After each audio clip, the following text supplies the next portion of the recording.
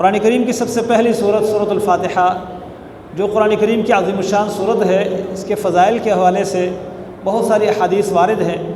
قرآن کریم میں بھی اس کی فضیلت آئی ہے۔ سورۃ الحجر میں رب العالمین کا ارشاد ہے وَلَقَدْ آتَيْنَاكَ سَبْعًا مِّنَ الْمَثَانِي وَالْقُرْآنِ الْعَظِيمِ، یقیناً ہم نے آپ کو 7 بار بار دہرائی جانے والی آیتیں اور عظیم قرآن سے نوازا ہے۔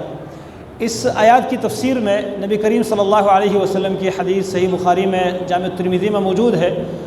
ابو سعید المعلیٰ رضی اللہ عنہ اس حدیث کا راوی ہے۔ ابی بن کعب رضی اللہ عنہ وہ مسجد میں تھے اور رسول اللہ صلی اللہ علیہ وسلم نے ان سے کہا کہ میں مسجد سے نکلنے سے پہلے آپ کو قرآن کریم کی ایسی صورت بتاؤں گا جو ام القرآن ہے، 7 المثانی ہے اور قرآن عظیم ہے۔ تو جب مسجد سے نکلنے لگے، ابی بن کعب رضی اللہ عنہ نے یاد دلایا، نبی کریم صلی اللہ علیہ وسلم نے فرمایا یہ سورۃ الفاتحہ ہے جو اللہ تعالیٰ نے مجھے دی ہے۔ یہ 7 بار بار دہرائی جانے والی آیتیں ہیں، یہ قرآن عظیم ہے۔ اور صحیح بخاری کی روایت میں الفاظ یہ بھی ہے کہ یہ ام القرآن ہے۔ 7 بار بار دہرائی جانے والی آیتیں، معنی یہ ہے کہ ان آیتوں کی تعداد 7 ہے، اور بار بار دہرائے جانے کا مطلب یہ کہ ہر نمازی نماز کی ہر رکعت میں اس کی تلاوت کرتا ہے، اور جو بھی نماز اس صورت سے خالی ہو اس میں پورا قرآن پڑھا جائے لیکن اس صورت کی تلاوت نہ ہو، وہ نماز نہیں، وہ رکعت شامل نہیں ہے نماز کے اندر۔ اس لیے ہر نمازی کو نماز کی ہر رکعت میں یہ صورت پڑھنی چاہیے۔ اور دوسری بات یہ ہے کہ یہ قرآن عظیم ہے، عظمت والا قرآن، یعنی اس ایک صورت کو اللہ تعالیٰ نے قرآن کہا ہے کیونکہ قرآن کریم کے تمام مضامین کا خلاصہ اس صورت کے اندر موجود ہے۔ اس صورت کے فضائل کے حوالے سے نبی کریم صلی اللہ علیہ وسلم کے اور بھی کئی احادیث ہیں۔ اس کو سورۃ الرقیہ بھی کہتے ہیں، دم کی صورت۔ اس پر ایک صحابی ابو سعید الخدری انہوں نے دم کیا، اور وہ دم کیا ہوا شخص فوراً ٹھیک ہو گیا۔ کسی سانپ یا بچھو نے ڈسا تھا، اللہ تعالیٰ نے اس کو فوراً شفا دی۔ اسی طرح اس صورت کے حوالے سے اور بھی فضائل ہیں۔ نبی کریم صلی اللہ علیہ وسلم نے ایک حدیث میں فرمایا کہ اللہ تعالیٰ فرماتے ہیں میں نے اپنے اور اپنے بندے کے درمیان نماز کو تقسیم کیا، اور وہاں جس نماز کا ذکر ہے وہ یہ صورت ہے، یعنی اس صورت کو سورۃ الصلاۃ بھی کہتے ہیں۔ اور اس کی تقسیم اللہ تعالیٰ نے تفصیل سے بتائی ہے۔ صحیح مسلم کی روایت میں ہے کہ جب بندہ الحمدللہ رب العالمین کہتا ہے، اللہ تعالیٰ جواب دیتا ہے کہ میرے بندے نے میری تعریف کی۔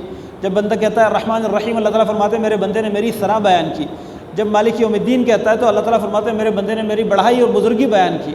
جب ایاک نعبد و ایاک نستعین کہتا ہے تو رب العالمین جواب دیتا ہے کہ یہ میرے اور میرے بندے کے درمیان ایک تعلق ہے۔ اس کے بعد جب کہتا ہے اہدنا الصراط المستقیم صراط الذین انعمت علیہم غیر المغضوب علیہم ولا الضالین، تو اللہ تعالیٰ فرماتا ہے یہ میرے بندے کو میں نے دے دیا، اور جو مجھ سے مانگے گا میں دوں گا۔ ایک اور روایت میں نبی کریم صلی اللہ علیہ وسلم فرماتے ہیں کہ 2 چیزیں مجھے دی گئی ہے، ایک تو سورۃ الفاتحہ ہے اور دوسری سورۃ البقرہ کی آخری 2 آیتیں ہیں۔ جو انسان رب العالمین سے یہ دونوں چیزیں مانگ لے اللہ تعالیٰ ان کو دے دیتا ہے۔ تو یہ عظمت والی صورت ہے۔ اس کی 7 آیتیں ہیں۔ پہلی آیت بسم اللہ الرحمن الرحیم ہے، اور آخری آیت غیر المغضوب علیہم ولا الضالین پر ختم ہوتی ہے۔ اس میں اللہ تعالیٰ نے اپنے بندوں کو اپنے سے مانگنے کا طریقہ بتلایا ہے کہ پہلے اللہ تعالیٰ کی تعریف، اس کے اسماء حسنی پیارے پیارے ناموں کے ساتھ اس کی تعریف کی جائے، اس کے بعد اپنے عاجزی اس کے سامنے پیش کی جائے، اور اللہ رب العالمین کے ساتھ جو انسان کا تعلق ہے اس تعلق کو بیان کیا جائے۔ ایاک نعبد و ایاک نستعین، ہم تیری ہی عبادت کرتے ہیں۔ عبادت کہتے ہیں جھکنے کو، دل کے اندر خوف اور خشیت رکھنے کو، دل کے اندر انتہائی درجے کی محبت رکھنے کو عظمت کے ساتھ۔ تو یہ عبادت کا لفظ بڑا جامع لفظ ہے۔ ہر اس کام کو کرنا جس سے اللہ تعالیٰ خوش ہوتا ہے، ہر اس کام سے بچنا جس سے اللہ تعالیٰ ناراض ہوتا ہے، یہ اللہ تعالیٰ کی عبادت ہے، اور یہ صرف اللہ کا حق ہے۔ وَإِيَّاكَ نَسْتَعِينُ، اور ہم تجھ ہی سے مدد مانگتے ہیں۔ یہ عبادت اللہ تعالیٰ کی بہت مشکل اور بہت عظیم عمل ہے، انسان اس کا حق ادا نہیں کر سکتا، اس لیے انسان رب العالمین سے مدد مانگنے کا محتاج ہے۔ تو وہ ساتھ یہ بھی کہتا ہے ایاک نعبد و ایاک نستعین، ہم تجھ ہی سے مدد مانگتے ہیں۔ اس کے بعد جو اصل دعا ہے جو اللہ سے مانگا جاتا ہے، اللہ نے وہ سکھایا ہے۔ اور اس آیات میں جو دعا اللہ نے سکھائی ہے، اس کا مطلب یہ کہ اس سے بڑھ کر کوئی اچھی دعا ہو نہیں سکتی۔ اگر ہو سکتی تھی تو اللہ تعالیٰ اس موقع پر جو تعلیم کا مقام ہے وہ دعا سکھا دیتا، اور وہ دعا کیا ہے؟ اہدنا الصراط المستقیم، یا اللہ ہمیں سیدھی راہ پر چلائے رکھنا۔ ہدایت اس کا معنی راستہ دکھانا بھی ہے، لیکن یہاں پر یہ معنی نہیں ہے کیونکہ یہ دعا اللہ کے نبی صلی اللہ علیہ وسلم بھی کرتے ہیں، ان کو راستہ دکھایا گیا ہے۔ یہ دعا اللہ کے نبی صلی اللہ علیہ وسلم کے پیروکار تمام مسلمان کرتے ہیں، جن کو راستہ دکھایا گیا ہے، وہ نماز پڑھنے کے لیے صف میں کھڑے ہیں، یہ راستہ دکھایا گیا ہے۔ لیکن اس راستے کو صرف دیکھنا نہیں، اس پر چلنے کی توفیق کا سوال ہے اس میں، اور اس راستے پر چلتے چلتے اللہ تعالیٰ کو ملنا، اس پر قائم رہنا، تو ہمیشہ اس راستے پر ثابت قدم رہنے کا اس میں سوال ہے۔ اس لیے اس کا معنی یہ کیا جاتا ہے اہدنا الصراط المستقیم، یا اللہ ہمیں سیدھی راہ پر چلائے رکھنا۔ اور اس کے بعد اس راستے کے علاوہ دو اور راستوں کا ذکر ہے۔ یہ راستہ کن کا ہے؟ اللہ نے فرمایا صراط الذین انعمت علیہم، یہ انعام یافتہ لوگوں کا راستہ ہے، جن کا ذکر سورۃ النساء میں ہے، انبیاء ہے، صدیقین ہے، شہداء ہے، صالحین ہے، یہ ان کا راستہ ہے۔ اور دوسرے نمبر پر وہ لوگ ہیں جو مغضوب علیہم ہے، ان کا راستہ نہیں ہے۔ یہ مغضوب علیہم سے مراد وہ لوگ جن کو حق معلوم ہوا، سیدھی راہ ان کو معلوم ہوئی، اس پر چلے نہیں، انہوں نے اس سیدھے راستے کو اختیار نہیں کیا۔ جو یہودی، ان کا بھی یہی طریقہ تھا، حق کو پہچان لیا لیکن ماننے کے لیے تیار نہ ہوئے، مغضوب علیہم، ان پر اللہ نے غضب کیا۔ اور دوسری طرف ضالین، جو بھٹک گئے، راستے تک نہیں پہنچ سکے، ان کو صحیح راستہ معلوم نہیں ہو سکا، وہ اصل جو عیسائیت تھی، عیسیٰ علیہ السلام کے ماننے کے دعوے دار، وہ اس عیسائیت کو چھوڑ کر جو اس زمانے کا ایک یہودی تھا جس کو پول کہتے ہیں، پول، اس کے پیچھے چل گئے۔ شاول اس کا اپنا نام تھا۔ اس نے جو عیسائیت کی شکل بگاڑ کر عیسائیوں کے سامنے پیش کی تھی، جو غلط نظریات، اللہ رب العالمین کے لیے العیاذ باللہ اولاد ہونے کا دعویٰ، اور اس کے علاوہ دیگر عیسیٰ علیہ السلام کے صلیب پر چڑھائے جانے کا دعویٰ، اور عیسیٰ علیہ السلام کا اللہ تعالیٰ کے بیٹے ہونے کا دعویٰ، ان تمام غلط نظریات کو اس نے ایجاد کیا، اور عیسائیوں نے اس عقیدے کو اپنایا، اور آج کل دنیا میں جو عیسائیت چل رہی ہے وہ سب اسی کی بنیاد کے اوپر ہے۔ تو وہ اپنے اصل دین کو بھول گئے، اپنے اصل دین تک پہنچ نہیں سکے، تو یہ ضالین ہے، بھٹکے ہوئے لوگ۔ اللہ تعالیٰ سے ہم یہ سوال کرتے ہیں کہ ہمیں ان لوگوں کے راستے پر چلائے رکھنا جو انعام یافتہ تھے، جو غضب کیے ہوئے لوگ تھے، ان کے راستے پر ہمیں نہ چلانا، اور جو بھٹکے ہوئے ہیں ان کے راستے سے بھی ہمیں بچا کے رکھنا۔ اس کا معنی یہ ہے کہ تین راستے ہیں، ایک راستے کو اختیار کرنے کا ہم اللہ سے سوال بھی کرتے ہیں، اس کی کوشش بھی کرنی چاہیے، اور دو راستے ایسے ہیں جن کے اوپر چلنے سے انسان کو بچنا چاہیے، ورنہ اگر ہم اس راستے پر چلیں گے ہم بھی غضب کے شکار ہوں گے، ہم بھی گمراہ ہو جائیں گے۔ تو اسی لیے نبی علیہ السلام نے اکثر احادیث میں یہود اور نصارہ کی مخالفت کا ہمیں حکم دیا ہے۔ اس کے بعد نبی کریم صلی اللہ علیہ وسلم سے یہ ثابت ہے کہ جب آپ یہ سورت تلاوت کرتے ہیں آخر میں آمین کہتے ہیں۔ آمین کا معنی یہ ہے یا اللہ یہ دعا جو ہم نے کر لی ہے اس کو قبول فرما۔ اس کا معنی یہ ہے کہ جو ہم نے اس سورت میں دعا اللہ سے مانگی ہے، یہ دعا ہم ڈبل مانگ رہے ہیں، دو دفعہ۔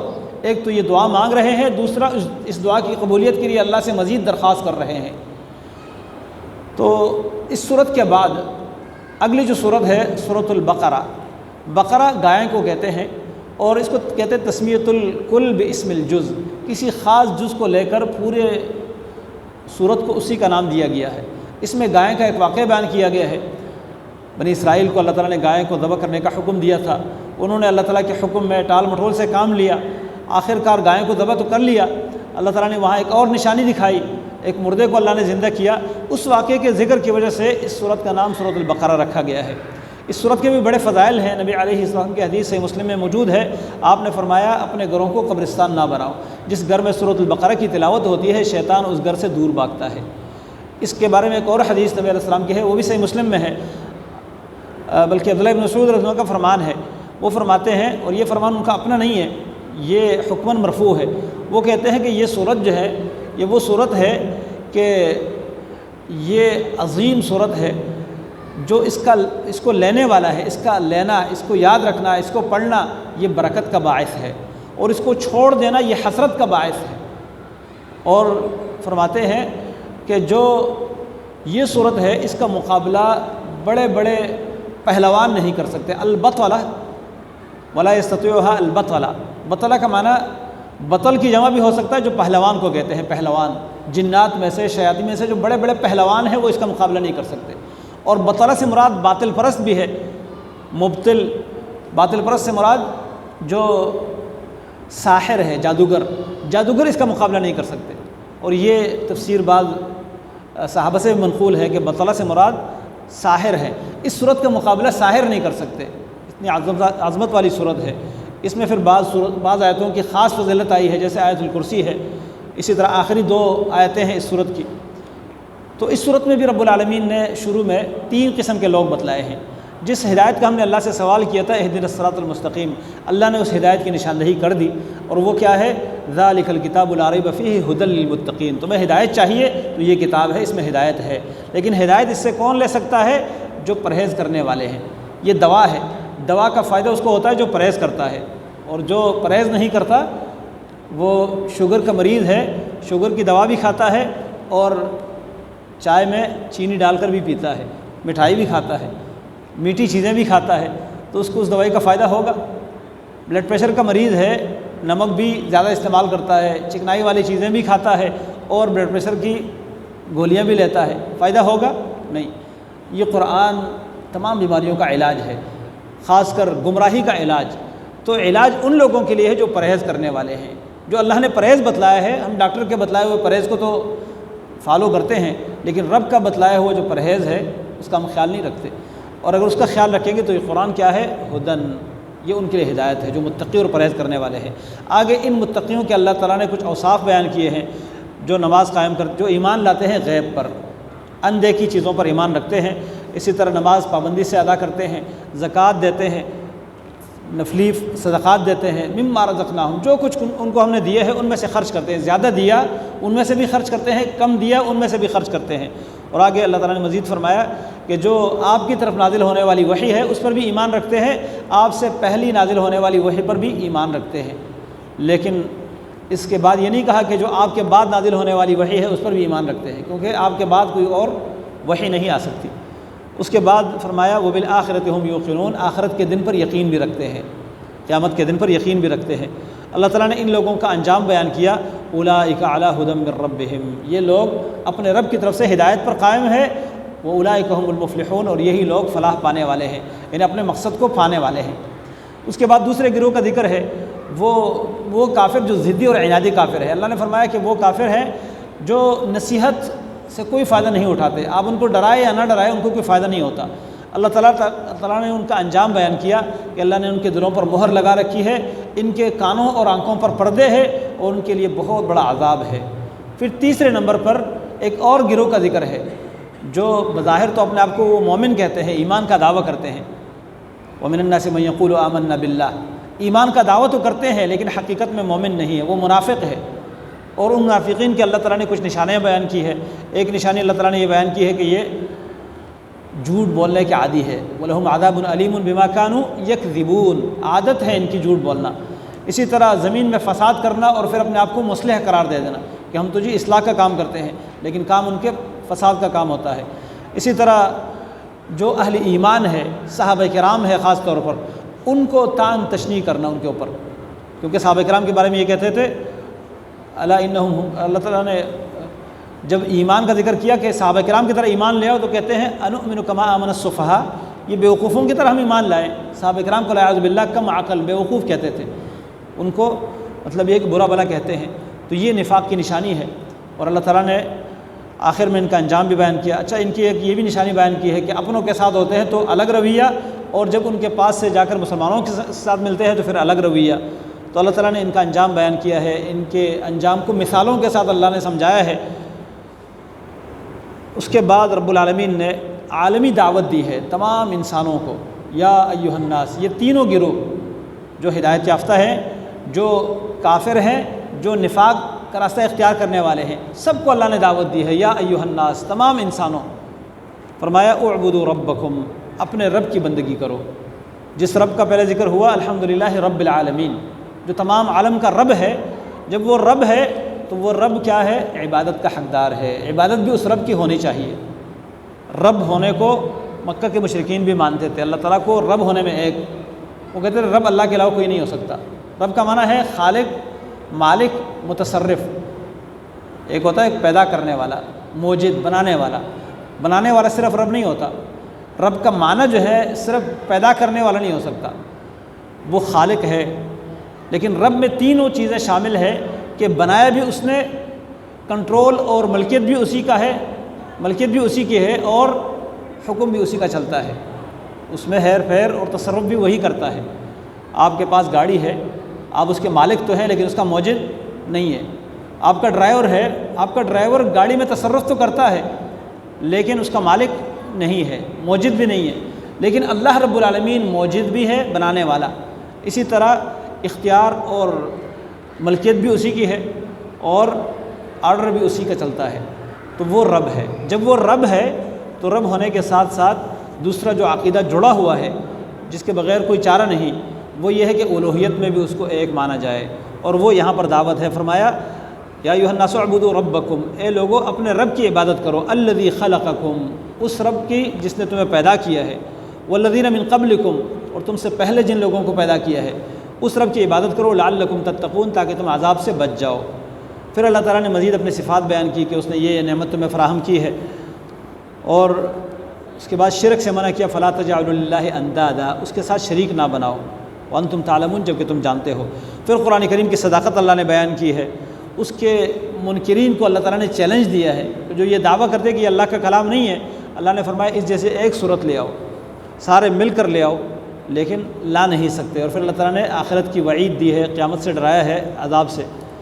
پھر ایمان والوں کو خوشخبری دی ہے جنت کی، اور جنت کے کچھ اوصاف بیان کیے ہیں، جنت کے عورتوں کے اوصاف بیان کیے ہیں۔ اس کے بعد رب العالمین نے مکہ کے مشرکین کا ایک اعتراض، جو کہتے تھے کہ معمولی چیزوں کا ذکر اللہ نے قرآن میں کیا ہے، کبھی مکی کی مثال بیان کرتا ہے، کبھی مکڑے کی مثال بیان کرتا ہے، کہیں مچھر کی مثال بیان کرتا ہے۔ اللہ تعالیٰ نے فرمایا کہ یہ مثال چھوٹی سی چھوٹی ہو، اس میں بھی لوگوں کے لیے فائدہ اور رہنمائی اور ہدایت ہے، تو اللہ تعالیٰ کو اس بات پہ کوئی حیا نہیں آتی کہ وہ چھوٹی سی چھوٹی مثال بیان کرے، اللہ شرماتا نہیں ان باتوں سے۔ اس کے بعد رب العالمین نے ان مثالوں سے فائدہ اٹھانے والوں کا ذکر بھی کیا، ان سے فائدہ نہ اٹھانے والوں کا ذکر بھی کیا، اور جو گمراہ ہونے والے ہیں ان کا ذکر کیا کہ وہ لوگ گمراہ ہوتے ہیں، اللہ تعالیٰ ان مثالوں کے ذریعے لوگوں کو گمراہ بھی کر دیتا ہے، اور گمراہ کرنا یہ بھی اللہ تعالیٰ کا کام ہے، لیکن گمراہی کے اسباب انسان کے اندر خود ہوتے ہیں۔ وما یضل بہ الا الفاسقین، گمراہ تو اللہ کر دیتا ہے لیکن ہر کسی کو نہیں، جو فاسق ہو، اللہ کے حکم کو توڑنے والا ہو، اللہ اس کو گمراہ کر دیتا ہے۔ پھر اس کے بعد رشتہ داری جوڑنے کا اور اسی طرح اللہ تعالیٰ کے ساتھ کیے ہوئے عہد کو پورا کرنے کا اللہ نے حکم دیا ہے۔ پھر کفر کرنے کے بارے میں اللہ نے تعجب کا اظہار کیا کہ تم اللہ تعالیٰ کے ساتھ کیسے کفر کرو گے، جب کہ تم نہیں تھے، اللہ نے پیدا کیا، پھر تمہیں فوت کر دے گا، پھر تمہیں زندہ کر کے تم اسی کی طرف لوٹائے جاؤ گے۔ پھر اللہ تعالیٰ نے اپنی قدرت کی نشانیاں بیان کی، زمین کے پیدائش کا ذکر کیا، آسمان کی پیدائش کا ذکر کیا، 7 آسمانوں کا، اور اس کے بعد اللہ تعالیٰ نے انسان کی پیدائش کا آغاز ذکر کیا کہ اللہ تعالیٰ نے انسانیت کی پیدائش کو کیسے شروع کیا، آدم علیہ السلام کی پیدائش کا ذکر، پھر اس کو زمین کا خلیفہ بنانے کا ذکر کہ زمین پر یہ جو اختیارات اللہ تعالیٰ نے انسان کو دیے ہیں یہ ایک مقصد کے لیے ہے، اور اللہ تعالیٰ نے جو انسان کو اتنا بڑا مقام دیا ہے اس کا مقصد یہ ہے کہ یہ اللہ تعالیٰ کا زمین پر جانشین ہے، مطلب یہ ہے کہ زمین کی ملکیت سنبھالنے والا ہے، اور زمین کی ملکیت سنبھال کر اللہ کے حکم کے مطابق اس زمین پر یہ زندگی گزارے گا۔ اور ساتھ ساتھ ایک دشمن کا ذکر کیا جو ہمارے باپ آدم علیہ السلام کے ساتھ اپنی دشمنی کا اظہار کرتا ہے اور اپنی دشمنی میں کوئی کسر نہیں چھوڑتا، پھر وہ انسانوں کا ہمیشہ کے لیے دشمن ہے۔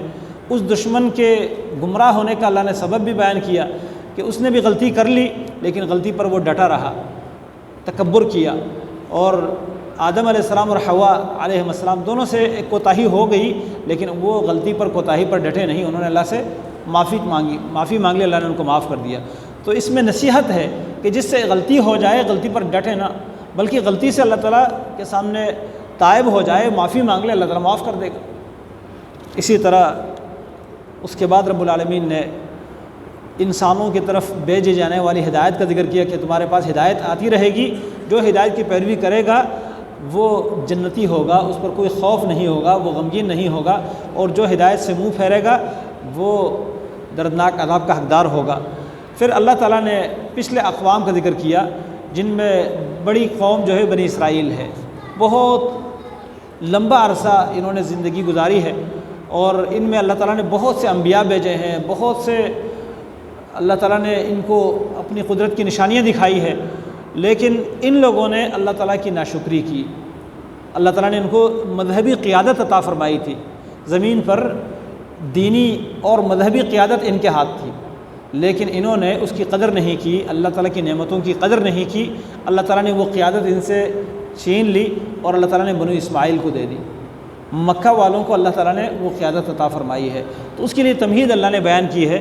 بنی اسرائیل کو مخاطب کر کے اللہ نے فرمایا، اے بنی اسرائیل، میری نعمتوں کو یاد کرو جو میں نے تم پر کی ہے، اور میرے وعدوں کو، میرے عہد کی پاسداری کرو، اور مجھ ہی سے ڈرو۔ اس کے بعد جو میں نے نبی بھیجا ہے، اس کو جو وحی دی ہے قرآن کریم، اس پر ایمان لے آؤ، اور اس پر تم سب سے پہلے کافر نہ بنو۔ مطلب یہ ہے کہ تم کتاب والے ہو، پڑھے لکھے ہو، مذہبی قیادت تمہارے پاس ہے، تم کفر کرو گے تو لوگ تمہاری پیروی میں کافر بنیں گے، لہذا تم پہلے کافر نہ بنو۔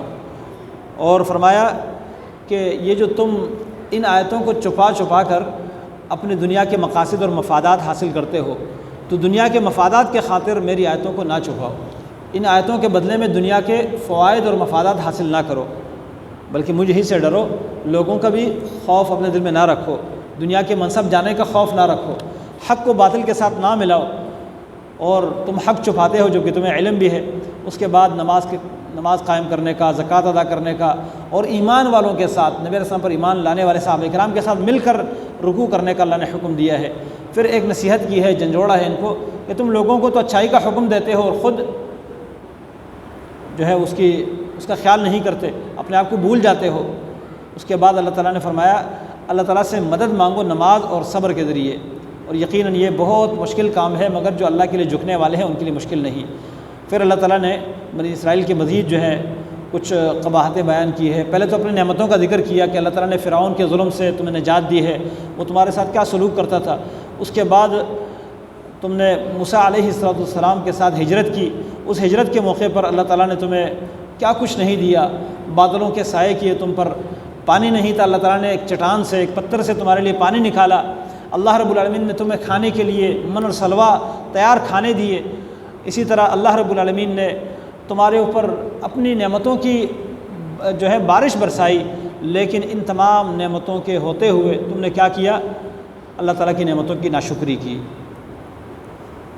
ان نعمتوں کو تم نے ضائع کر دیا، جس مقصد کے لیے اللہ نے نعمتیں دی تھی اس مقصد کو تم نے پورا نہیں کیا۔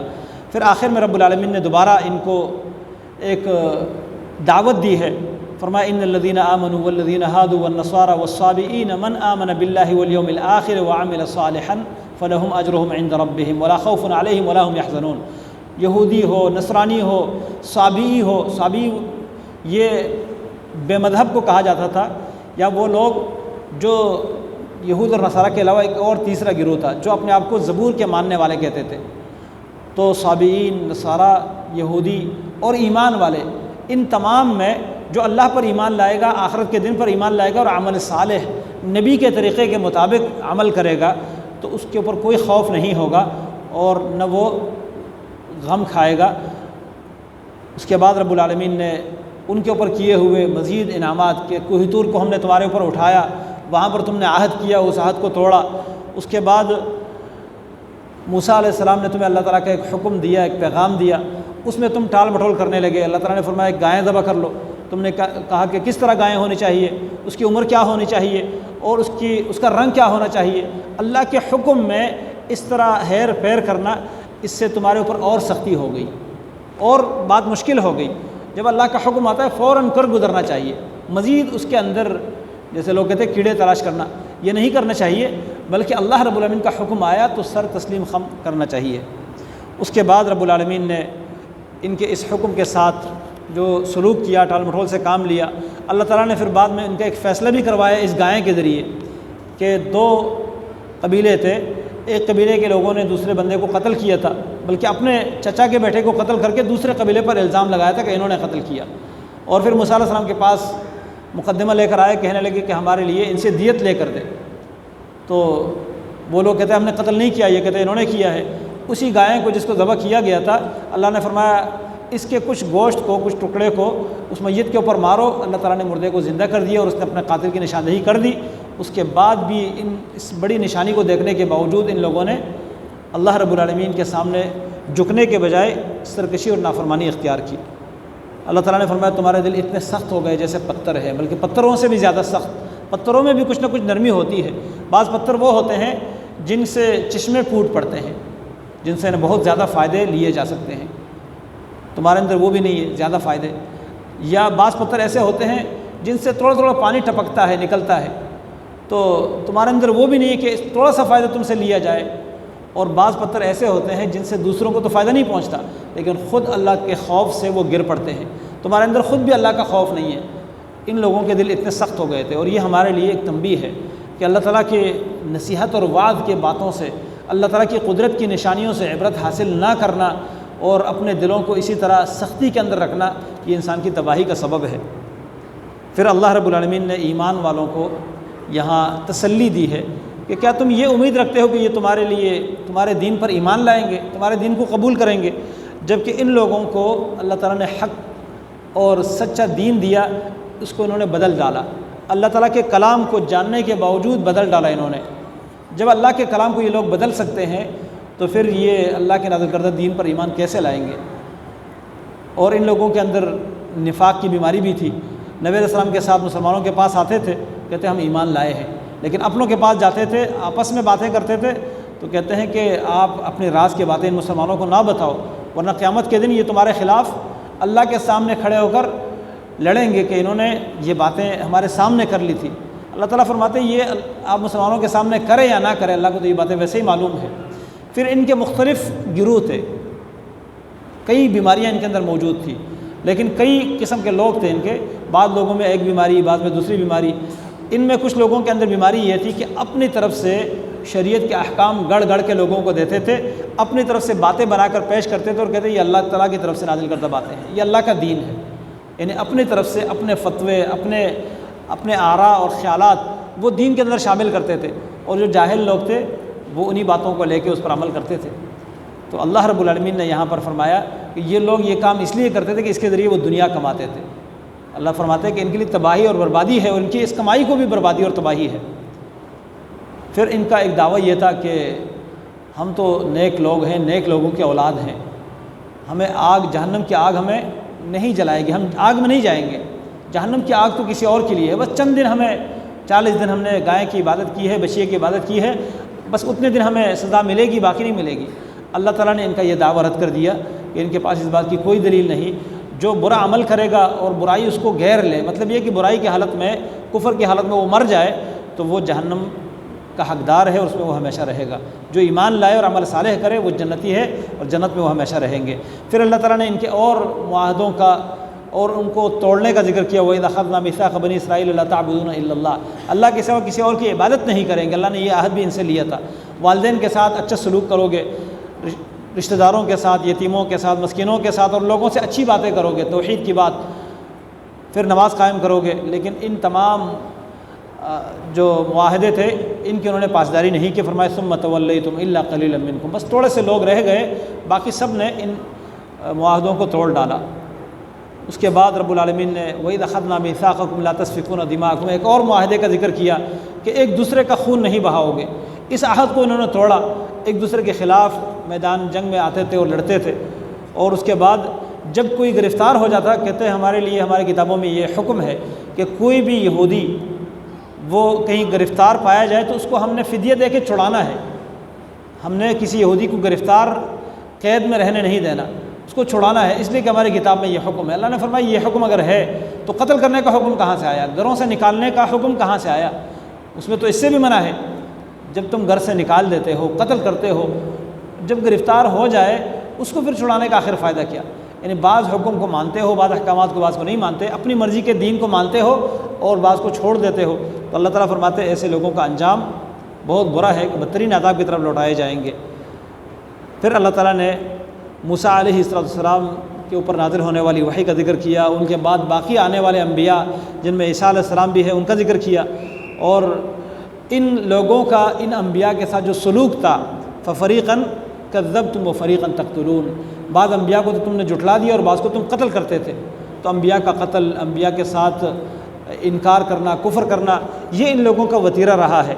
جب ان کے پاس اللہ کی طرف سے کوئی پچھلی کتابوں کی تصدیق کرنے والی کتاب آئی تو انہوں نے، حالانکہ اس سے پہلے یہ دعائیں کرتے تھے کہ اللہ وہ آخری نبی بھیج دے وہ آخری نبی جلدی بھیج دے تاکہ ان کے ساتھ مل کر ہم باقی لوگوں پر فتح حاصل کریں، ہم کامیاب ہو جائیں۔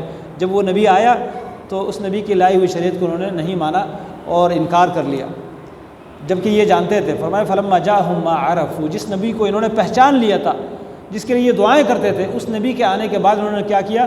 کفر کیا۔ اللہ فرماتے فلعنۃ اللہ علی الکافرین، ایسے کافروں پر اللہ کی لعنت ہو۔ تو آگے اللہ تعالیٰ نے فرمایا کہ بہت بری ہے جو تم نے خرید لی ہے اس ایمان کے بدلے میں، وہ کیا ہے؟ کفر، اللہ کی آیتوں پر کفر کرنا ضد کی وجہ سے۔ کہ اللہ تعالیٰ نے یہ وحی بنی اسرائیل کو کیوں نہیں دی، یہ نبی بنی اسرائیل میں کیوں نہیں آیا، بنی اسرائیل میں کیوں آیا؟ اس ضد کی وجہ سے انہوں نے اللہ کے نبی صلی اللہ علیہ وسلم کی جو ہے رسالت کا انکار کیا اور نہیں مانا۔ پھر اللہ تعالیٰ نے ان کا انجام ذکر کیا، فباءوا بغضب علی غضب وللکافرین عذاب مہین۔ اس کے بعد ان کے مزید قباحت اللہ نے بیان کی ہے کہ جب ان کو ایمان کی دعوت دی جاتی ہے، یہ کہتے ہیں کہ ہم تو اس پر ایمان رکھتے ہیں جو ہماری طرف نازل ہوا ہے اور اس کے علاوہ ہم نہیں مانتے۔ پھر موسیٰ علیہ السلام کے بارے میں اللہ نے فرمایا کہ تم تو اپنے نبی کی طرف نازل ہونے والے دین کی بھی جو ہے مخالفت کرتے تھے۔ موسیٰ علیہ السلام کو جو دیا گیا تھا اس کو تم نے کیسے مانا؟ تم تو اس کو بھی آدھا مانتے اور آدھا چھوڑ دیتے تھے۔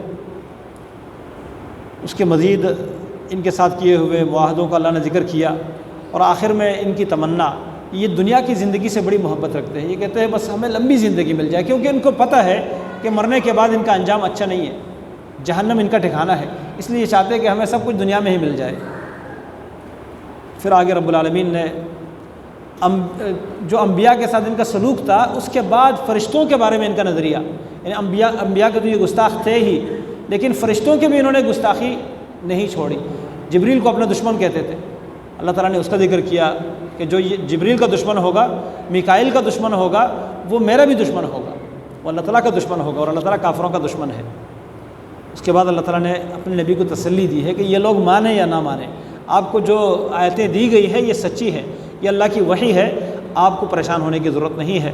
اور آگے اللہ تعالیٰ نے ان کے مزید قباحتیں بیان کی کہ ان لوگوں کے اندر عادت یہ ہے کہ یہ حق کو چھوڑنے والے، یہاں تک کہ انہوں نے اللہ تعالیٰ کی آیتوں کو پس پشت ڈال کے جادو کی باتوں کے پیچھے چل پڑے۔ جو جادو کی باتیں شیاطین بیان کرتے تھے سلیمان علیہ السلام کی حکومت کے بارے میں، ان باتوں کے پیچھے یہ پڑ گئے، اور جادو کو اللہ نے ان آیتوں میں کفر قرار دے دیا ہے۔ ولیکن الشیاطین کفروا یعلمون الناس السحر، شیاطین نے کفر کیا جو لوگوں کو جادو سکھاتے تھے، اور جادو جو ہے یہ کفر اس لیے ہے کہ جادو کفر کے بغیر ہوتا نہیں ہے۔ جتنے بھی جادوگر ہوتے ہیں وہ کفر کر کے جادوگر بنتے ہیں، وہ جادوگر بن نہیں سکتے جب تک کفر نہ کرے۔ تو کفر اور جادو یہ لازم، جادو کے ساتھ کفر لازم ملزوم ہے، جادو ہو نہیں سکتا بغیر کفر کے، اس لیے جادوگر جو ہے اس کی سزا حدیث میں بیان کی گئی کہ اس کو قتل کر دو، اس کے گردن کو کاٹ دو۔ ہمارے ملک میں جادوگر اتنے زیادہ ہیں اور اتنا ہی فساد پھیلاتے ہیں، جس طرح اللہ تعالیٰ نے یہاں ذکر کیا کہ مرد عورت کے درمیان جدائی ڈالتے تھے۔ ہمارے معاشرے میں طلاق کچھ اور اسباب کی وجہ سے بھی ہوتی ہے، لیکن ایک بڑی وجہ طلاق کی یہ ہے کہ عورت جاتی ہے اپنے شوہر کو اپنا تابع بنانے کے لیے، یا لڑکے کی ساس جاتی ہے، لڑکی کی ماں جاتی ہے کسی عامل کے پاس، کسی جادوگر کے پاس کہ جو میرا داماد ہے یہ ہمارا فرمان بردار ہو جائے۔ تو وہ فرمان بردار بنانے کے لیے، وہ تعویذ لینے کے لیے، عمل کرنے کے لیے وہاں جاتی ہے، لیکن وہ عمل اس کے برعکس ہو جاتا ہے، وہ اس کے اوپر جادو کر کے ان کے معاملات اور خراب کر دیتے ہیں۔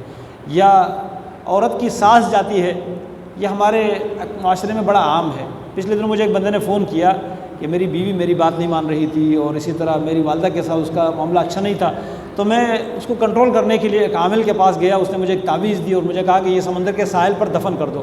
کہتے جب سے وہ تعویذ میں نے دفن کر دی ہے میری زندگی برباد ہو گئی، کام نہیں مل رہا، کام جہاں بات ہوتی ہے اگلے دن انکار ہو جاتا ہے، بیوی سے الگ رہ رہا ہوں، الگ فلیٹ میں میری رہائش ہے، بیوی پاس نہیں ہے، سسرال گھر والے سب جو ہے نا وہ مجھ سے الگ تلگ رہتے ہیں۔ تو اب میں چاہتا ہوں کہ وہ تعویذ وہاں سے نکال دو، لیکن وہ جگہ مجھے نہیں مل رہی، کئی دفعہ میں گیا جگہ تلاش کرنے کے لیے۔ اصل یہ ہوتا ہے، یہ عام ایک روٹین ہے، لوگ یہ کرتے ہیں۔ تو جادو جو ہے یہ ایک خطرناک عمل ہے جس سے گھروں کو بگاڑ دیا جاتا ہے، رشتوں کو توڑ دیا جاتا ہے، آپس میں نفرتیں پھیلائی جاتی ہے، قتل و غارت تک نوبت پہنچتی ہے، لیکن لوگ اس پر پھر بھی یقین رکھتے ہیں، اور وہ لوگ جگہ جگہ اپنا اشتہار، ہمارے کراچی کے بورڈوں کے اوپر، یہاں کے دیواروں کے اوپر سب سے زیادہ جس چیز کا اشتہار آپ کو نظر آئے گا وہ انہیں عاملوں کا اشتہار ہوگا، اور اکثر غیر مسلم غیر مسلم ہندو کے نام ہوں گے، اسی طرح مختلف قسم کے کافروں کے نام ہوں گے، مسلمان یہ کام نہیں کرتے، اور مسلمان نام نہاد مسلمان بھی اگر جادو کرے تو وہ مسلمان نہیں رہتا۔ تو اس لیے اللہ تعالیٰ نے فرمایا کہ جادو جو کفر کیا تھا وہ شیاطین نے کیا تھا جو لوگوں کو جادو سکھاتے تھے، لیکن یہ یہودی کا وحی اور اللہ تعالیٰ کی آیتیں چھوڑ کر اس جادو کے پیچھے پڑ گئے۔ اس کے بعد رب العالمین نے ایمان والوں کو تنبیہ کر دی ہے کہ نبی صلی اللہ علیہ وسلم کے ساتھ بات کرتے ہوئے یہ نہیں کہنا کہ راعنا لفظ اچھا لفظ ہے، ہمارا خیال رکھے، لیکن یہ لفظ تم اچھے معنی کے طور پر کہتے ہو، یہودی اس کو غلط معنی کے طور پر کہتے ہیں اور گستاخی کرتے ہیں اللہ کے نبی کی، اس لیے تم اس لفظ سے بعد آ جاؤ۔ معلوم یہ ہوتا ہے کہ ایسا کوئی لفظ جس میں مختلف معنی بنتی ہے، غلط معنی بھی نکلتا ہے اس کا، تو اس لفظ سے بچنا چاہیے۔ جو شبہ میں ڈالنے والا لفظ ہے اس کا استعمال چھوڑ دینا چاہیے۔ پھر ان لوگوں کا ایک نظریہ تھا کہ کہتے تھے ہماری جو شریعت ہے یہودیت، بس وہی اصل دین ہے، یہ نسخہ اسلام میں نہیں ہے، نسخہ کہ کوئی دین منسوخ ہو جائے اور شریعت آ جائے۔ اللہ تعالیٰ نے اس عقیدے کا رد کیا کہ نسخہ جو ہے اس کی حکمتیں ہوتی ہے۔ اس کا مطلب یہ نہیں کہ اللہ تعالیٰ کو پہلے ایک بات معلوم نہیں تھی بعد میں معلوم ہو گئی، پہلے اللہ رب العالمین کو پتہ تھا کہ اس میں یہ حکمت ہے، یہ ہونا چاہیے، بعد میں جب اللہ رب العالمین دیکھتا کہ یہ اب اس حکمت کا دور ختم ہو گیا، اب مزید اس معاملے میں حکمت ہے، تو وہ حکم نازل کر دیتا ہے۔ اس کے بعد رب العالمین نے انبیاء کے ساتھ جو ان کا سلوک تھا، ابراہیم علیہ السلام کے اولاد میں سے یعقوب علیہ السلام کے اولاد ہے یہ بنی اسرائیل، تو ان کا اپنے انبیاء کے ساتھ موسیٰ علیہ السلام کے ساتھ ان کا رویہ، عیسیٰ علیہ السلام کے ساتھ ان کا رویہ، اور دیگر بنی اسرائیل کے انبیاء کے ساتھ جب ان کے ساتھ رویہ ان کا اچھا نہیں رہا، تو آپ تو بنی اسماعیل میں سے ہے، آپ پر یہ اگر ایمان نہیں لاتے، آپ کے خلاف یہ محاذرائی کرتے ہیں، تو آپ کو کوئی پریشان ہونے کی ضرورت نہیں ہے۔ اور ان کو اصل ضد اور حسد یہ ہے کہ بنی اسماعیل میں سے کیوں نبی آیا، لیکن اللہ تعالیٰ نے یہ قیادت جو دینی قیادت ہے منتقل کرنی ہے، اور اس کے لیے ایک طریقہ یہ اللہ نے اختیار کیا کہ اللہ نے قبلہ بھی بیت المقدس سے پھیر کر بیت اللہ کی طرف پھیر دیا۔ اللہ نے بیت اللہ جو اسماعیل علیہ السلام اور ابراہیم علیہ السلام کا بنایا ہوا گھر تھا، اس کو اللہ تعالیٰ نے کعبہ، اللہ تعالیٰ نے اس کو قبلہ بنا دیا، اور اس پر بھی انہوں نے اعتراضات شروع کر دیے۔ تو اللہ تعالیٰ فرماتے ہیں ان کے اعتراضات ختم نہیں ہوتے، ان کے اعتراضات سے نہیں ڈرنا، ان کے اعتراضات چلتے رہیں گے، ان کو حق معلوم ہو چکا ہے، اور اس قبلے کی تبدیلی کا جو مسئلہ ہے وہ اس طرح جانتے ہیں جس طرح اپنے بیٹوں کو جانتے ہیں، لیکن پھر بھی یہ لوگ جو ہے ضد پر قائم ہے۔ پھر آگے رب العالمین نے ان میں سے کچھ لوگوں کا ذکر کیا کہ ان میں سے کچھ لوگ وہ بھی ہیں جن کو ہم نے کتاب دی ہے، وہ کتاب کو ایسا پڑھتے ہیں جس طرح پڑھنے کا حق ہے، یتلونہ حق تلاوتی، وہ اس پر ایمان بھی لاتے ہیں، جیسے عبداللہ ابن السلام ہے، نجاشی ہے، اصحم نجاشی حبشہ کا بادشاہ، اور بھی کئی لوگ ان میں سے تھے جو ایمان لا چکے تھے۔ تو جو ان میں حق پرست لوگ ہیں وہ بھی موجود ہیں، لیکن وہ بہت کم ہے۔ پھر اللہ تعالیٰ نے آخر میں بنی اسرائیل کو دعوت دی ہے کہ میری نعمتوں کو یاد کرو، اور میں نے تمہیں فضیلت دی ہے تمام مخلوق پر اس زمانے کے، اور اس دن سے ڈرو جس دن کوئی نفس دوسرے نفس کے بدلے میں کام نہیں آئے گا، کسی کی طرف سے کوئی فدیہ قبول نہیں کیا جائے گا، کسی کی سفارش کام نہیں آئے گی، اور نہ ہی کسی کی مدد کام آئے گی، اس دن سے ڈرو۔ پھر اللہ رب العالمین نے ابراہیم علیہ السلام کا ذکر، اسماعیل علیہ السلام کا ذکر، بیت اللہ کی تعمیر کا ذکر کیا کہ بیت اللہ کی تعمیر کرتے ہوئے وہ اتنا اخلاص کے ساتھ اللہ سے دعا مانگ رہے ہیں کہ ربنا تقبل منا، یا اللہ ہم سے یہ عمل قبول فرما۔ تو اللہ رب العالمین نے ان کی اس دعا میں اتنی خیر اور برکت رکھی کہ ایک تو اس کو اللہ تعالیٰ نے ایک امن والا شہر بنایا، پھر اگلی دعا یہ کی تھی ربنا وابعث فیہم رسولا، ان میں ایک رسول مبعوث فرما، وہ رسول اللہ نے مبعوث فرمایا جو محمد صلی اللہ علیہ وسلم ہے، اس لیے اس رسول کو مانو، ان کی پیروی کرو، اور یہ وہی ابراہیم علیہ السلام کا دین ہے جو توحید کا عقیدہ ہے۔ ان آیتوں کے آخر میں اللہ تعالیٰ نے فرمایا وَإِلَٰهُكُمْ إِلَٰهٌ وَاحِدٌ، تمہارا معبود جو ہے عبادت کا حقدار ایک ہی معبود ہے، اسی رب کی بندگی کرو، اس رب کو چھوڑ کر کسی اور طرف نہ بھٹکو۔ اللہ رب العالمین نے پھر آخر میں ان بنی اسرائیل کے مختلف اور بھی کچھ قباحتیں، ان کی برائیاں، ان کی غلط عادتیں بیان کی ہے، لیکن ان تمام باتوں کا خلاصہ یہ ہے کہ یہ ایمان والوں کے لیے ایک عبرت ہے کہ انبیاء کے ساتھ ان لوگوں نے جو سلوک کیا، دنیا کے مفادات کے خاطر، اپنے ضد اور انا کے خاطر انہوں نے انبیاء کی دعوت کو ٹکرایا۔ تمہارے اندر یہ بیماری نہیں ہونی چاہیے، جب نبی کی دعوت آئے اپنی آنا، اپنے مفادات کو چھوڑ کر نبی کی پیروی کرو، اسی کی اطاعت کرو، یہی تمہارے لیے کامیابی کا راستہ ہے، اور ایک ہی رب کی عبادت کرتے رہو، وہ عبادت کا حقدار ہے، اس کے علاوہ کوئی عبادت کا حقدار نہیں ہے۔ بنی اسرائیل کے اندر ایک بیماری یہ تھی کہ وہ انبیاء میں فرق کرتے تھے، بعض انبیاء کو مانتے تھے، بعض کو نہیں مانتے تھے۔ اللہ نے ایمان والوں کو یہ کہلوایا کہ ہم انبیاء کے درمیان لا نفرق بین احد من رسولی، اللہ کے انبیاء کے درمیان فرق نہیں کرتے، اور یہی ایمان کا تقاضا ہے کہ تمام انبیاء کو اللہ کے انبیاء سچے رسول مانا جائے، ان میں سے کسی کا انکار کرنا، کسی کو ماننا، یہ طریقہ اختیار نہ کیا جائے۔ اللہ تعالی ہم سب کو اللہ تعالیٰ کے انبیاء پر صحیح معنوں میں ایمان لانے اور محمد رسول اللہ صلی اللہ علیہ وسلم کی سچی پیروی کرنے کی توفیق عطا فرمائے۔